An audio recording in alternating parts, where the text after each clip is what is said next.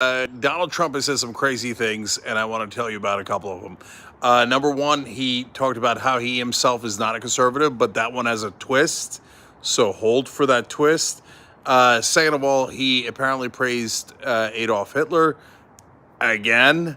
This is according to his longest serving chief of staff. I'll explain the context of that as well. So, number one, he was talking to a reporter about Ken Langone, who is a Republican donor, who's a terrible guy, in my opinion, who was financing Nikki Haley and has concerns about Donald Trump. And Donald Trump was basically bragging, it's okay, I don't need him because I've got the other co-founder of Home Depot on my side, which is basically him bragging about I got bribed by that guy and not this guy. And in the midst of saying that, he said, you know, I'm not a conservative. And then that sounds pretty bad, and that got headlines. But to be fair to Trump, and yes, we're the fairest show in America, even if we hate Trump, and I certainly do not like Trump at all, as you all probably know from all of our videos, etc.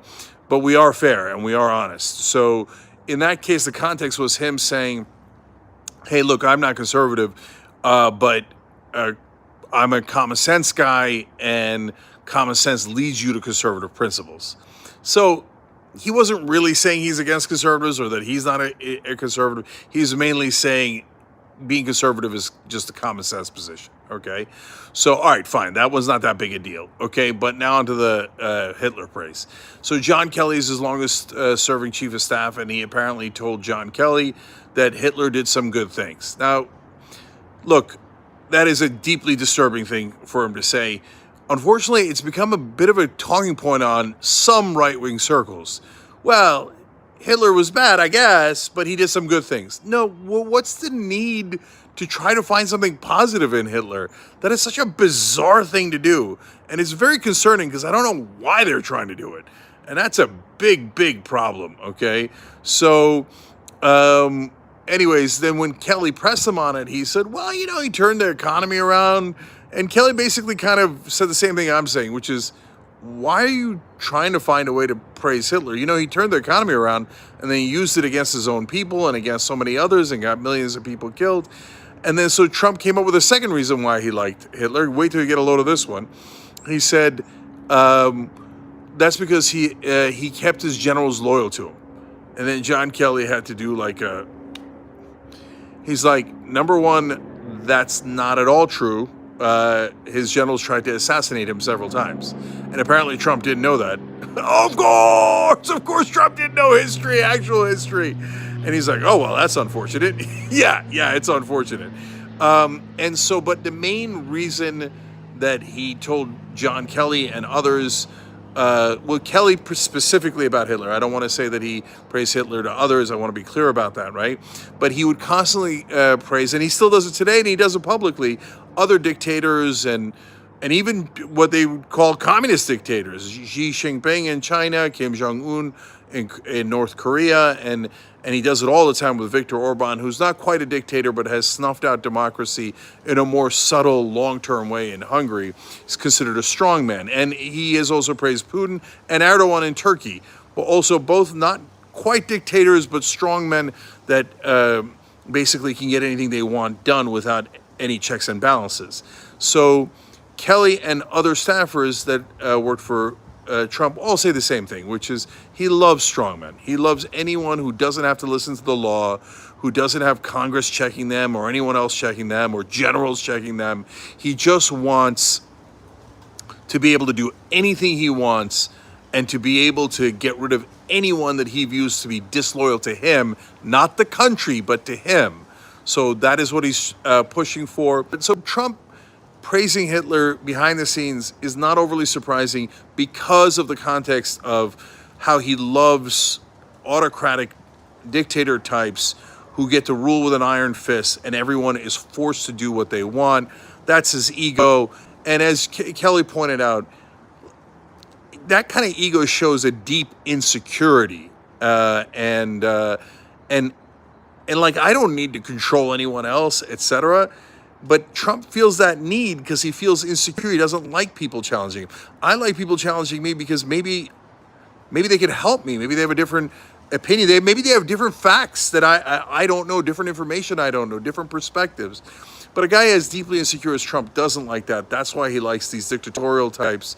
And he just doesn't have a filter. He doesn't get that, number one, you're not supposed to like Hitler in any way. That is the most important thing, okay? And number two is that even if you believe that in your insane lunatic mind, do you not know that you're not supposed to say that out loud? He is unbelievable in every way. Donald Trump, who is currently launching his new crypto venture, seemingly doesn't know a whole lot about cryptocurrency. Why is it so important for America to lead in cryptocurrency adoption and innovation? Well, it's crypto, it's AI, it's so many other things. You know, AI, speaking of an interesting future, it needs tremendous electricity capability beyond anything I've ever heard. It never made sense to me, but this is what it needs. Join me live on Twitter Spaces at 8 p.m. this September 16th for the launch of World Liberty Financial. We're embracing the future with crypto and leaving the slow and outdated big banks behind. His new venture, or what will most likely turn out to be his latest scam, is called World Liberty Financial. And judging from everything we know about Trump and his offspring, this has less to do with China and electricity and getting left in the dust, and more to do with Trump and his money.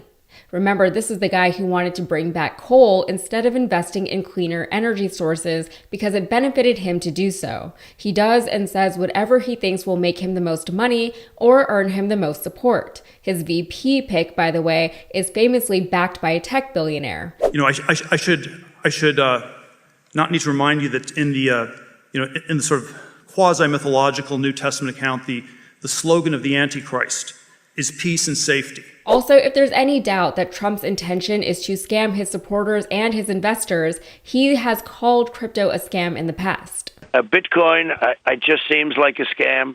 I was surprised. You know, with us, it was at 6,000 and much lower.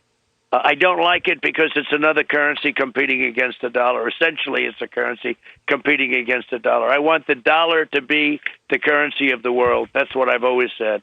And that's to say nothing of Trump's failed business ventures. Just a reminder of his companies that have gone bankrupt. We've got Trump Taj Mahal, Trump Plaza, Trump Castle, THCR, Trump Entertainment Resorts, Trump Shuttle, Trump University, Trump Vodka, Trump Mortgage, GoTrump.com, and Trump Steaks. I talked about this in a previous video here on Rebel HQ, but whenever a Trump business tanks, he usually does all right for himself. His investors and his supporters, however, are often left with a knapsack full of jack after taxes. Before we go any further, though, let's hear a bit more about what the Trumps are actually trying to pull. We know that don't know a lot of details, but we do know that former President Trump was once an outspoken cryptocurrency skeptic. He called it a scam, and now he is spearheading a crypto platform of his own as he courts big donors in this industry. So this new Trump-backed business called World Liberty Financial yet to release key details about its finances or exact purpose. Its website, though, prominently features photos of Trump and touts a digital currency, kind of like Bitcoin,